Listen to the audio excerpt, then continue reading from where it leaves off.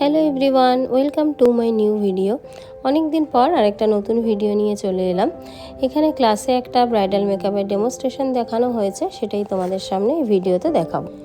Base makeup এবং skin preparation আমি forever 52 দিয়ে করেছি। ফরএভার 52 প্রোডাক্ট ভীষণই ভালো এবং কিছু কিছু আমরা রিকোড এবং প্যাকেট প্রোডাক্টও ইউজ করেছি।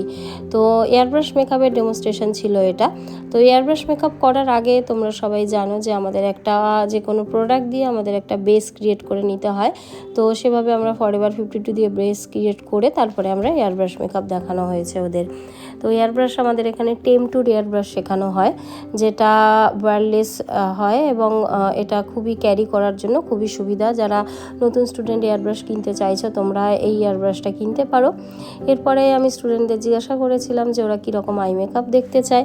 ওরা বলেছিল একটু গ্লিটারি আই মেকআপ দেখতে চায়, তো আমি সেভাবে গ্লিটারি আই মেকআপ ওদের করে দেখিয়েছি। এবং সবার লাস্টে তোমরা ফুল লুকটা দেখতেই পাবে যে আমি চোখের নিচে কাজল স্মাচ করিনি, কারণ অনেক ক্লায়েন্ট আছে যারা চোখের নিচে কাজল স্মাচ করা পছন্দ করে না। শুধু লাইনার লাগিয়েছি এবং হেয়ার স্টাইলটাও একটু মেসির ওপরে ক্রিয়েট করার চেষ্টা করেছি। তো এই হচ্ছে আমার আজকের ফাইনাল লুক। ক্লাসের ডেমনস্ট্রেশন ছিল এটা এয়ারব্রাশ মেকআপের। তো তোমরাও অবশ্যই জানিও যে তোমাদের লুকটা কেমন লেগেছে। স্টুডেন্টদের তো এটা খুবই ভালো লেগেছিলো। একটু অন্যরকম করেছিলাম, একদম প্রপার ব্রাইডাল লুকের মতন, যেটা মাঝে শীতে করে পাফ করে করা হয় সেটা করিনি।